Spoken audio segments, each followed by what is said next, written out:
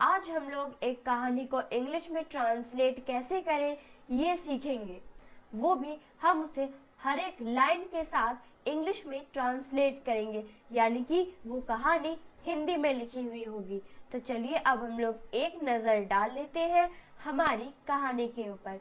एक बार की बात है, एक घोड़ा था। एक दिन उसे एक गधा मिला। गधे ने घोड़े से कहा कि कौवा सफेद होता है। घोड़े ने उसे समझाते हुए कहा कि कौवा काला होता है। गधा वही बात फिर से दोहराता है।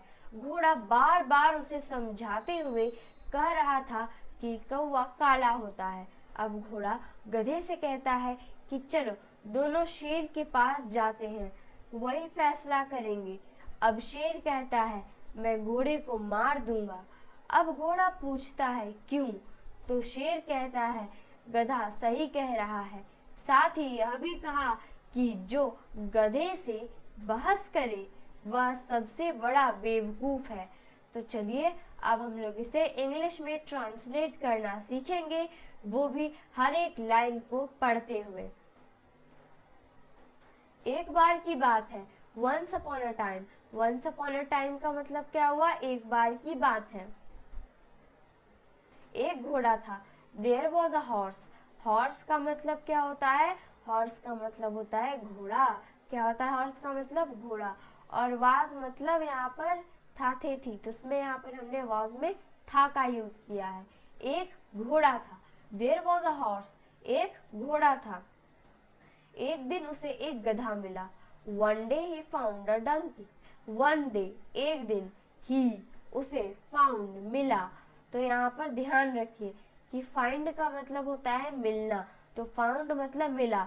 एक दिन उसे मिला, ही फाउंड उसे मिला, आ डंकी एक गधा। एक दिन उसे एक गधा मिला। गधे ने घोड़े से कहा कि कौवा सफेद होता है। The donkey told the horse that the crow is white. The donkey यानी कि वो जो डंकी था, टोल्ड, टोल्ड यहाँ पर V2 है, इसका V1 है टेल यानी कि कहना, तो टोल्ड यानी कि कहा, यानी कि वो जो गधा है उसने कहा। तो किससे कहा? तो उसने किसको कहा? सवाल आता है किसको कहा? तो उसने हॉर्स को कहा डैट की द क्रो इज वाइट। तो वो जो कौवा है वो किस रंग का है? तो वो कौवा सफेद रंग का है। घोड़े ने उसे समझाते हुए कहा कि कौवा काला होता है। The horse explained to him that the crow is black. The horse यानी कि वो जो हॉर्स था उसने एक्सप्लेन किया। किसे एक्सप्लेन किया?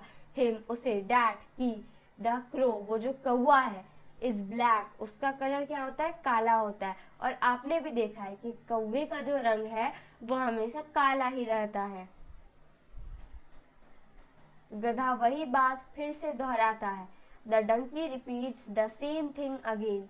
द डंकी यानी कि वो जो गधा था, रिपीट दोहराता है। यहाँ पर रिपीट मतलब हो गया दोहराना, और रिपीट्स मतलब दोहराता है। द सेम थिंग उसी चीज को, यानी कि उसी सेम टू सेम उसी चीज को वो फिर से दोहरा देता है। अगेन मतलब फिर से, एक और बार दोहरा देता है।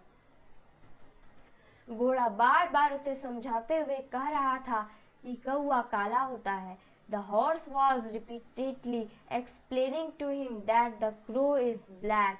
वो जो हॉर्स था वो उसे रिपीट किए जा रहा था, एक ही बात को वो हॉर्स कहने की कोशिश कर रहा था कि बस वो जो कौवा है वो काला होता है तो काला होता है।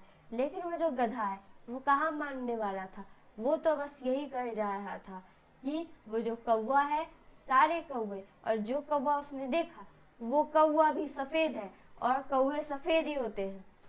इस वजह से गधा उसे बार बार कह रहा था, लेकिन घोड़ा तो सही था, इस वजह से वो तो गधे को समझाने की कोशिश करेगा ही। तो अब हम लोग देखते हैं कि आगे क्या होता है। अब घोड़ा गधे से कहता है कि चलो दोनों शेर के पास जाते हैं, वही फैसला करेंगे। नाउ अब द हॉर्स यानी कि वो जो घोड़ा है, सेज V5 है, इसका V1 से यानी कि कहना। अब वो जो घोड़ा है वो कहता है टू द डंकी, यानी कि किससे कहता है? गधे से कहता है डैट की लेट अस बोथ, कि चलो हम दोनों गो जाते हैं टू द लायन, तो किसके पास? शेर के पास एंड ही विल डिसाइड, और वह सही फैसला करेंगे। यानी कि हम लोग शेर के पास जाते हैं और वही सही फैसला करेंगे हमारा। अब शेर कहता है मैं घोड़े को मार दूंगा। Now the lion says I will kill the horse. Now अब द लायन यानी कि जो शेर है, सेज V5 है, इसका V1 है से यानी कि कहना। अब जो शेर था वो कहता है आई विल किल, मैं मार दूंगा, द हॉर्स यानी कि घोड़े को, मैं घोड़े को मार दूंगा। अब घोड़ा पूछता है क्यों, यानी कि इस पर तो घोड़ा पूछेगा ही कि जब वो सही है तब आप उसे पनिशमेंट क्यों दे रहे हैं। Now the horse asks, ask से यहाँ पर क्या है V5 है, इसका V1 है आस्क यानी कि पूछना। नाउ अब द हॉर्स यानी कि जो घोड़ा है आस्क पूछता है वाई क्यों। अब इस पर जो घोड़ा है वो पूछता है कि क्यों, आखिर आप मुझे क्यों मारेंगे। तो शेर कहता है गधा सही कह रहा है। So the lion says that the donkey is right. So इसलिए, या फिर हम लोग यहाँ पर तो भी कह सकते हैं। तो द लायन यानी कि वो जो शेर है सेज कहता है डैट की द डंकी वो जो गधा है इज राइट वो सही है। तो शेर कहता है, क्या कहता है कि गधा सही कह रहा है, द डंकी इज राइट। साथ ही यह भी कहा कि जो गधे से बहस करे वह सबसे बड़ा बेवकूफ है। He also said that the one who argues with a donkey is the biggest idiot.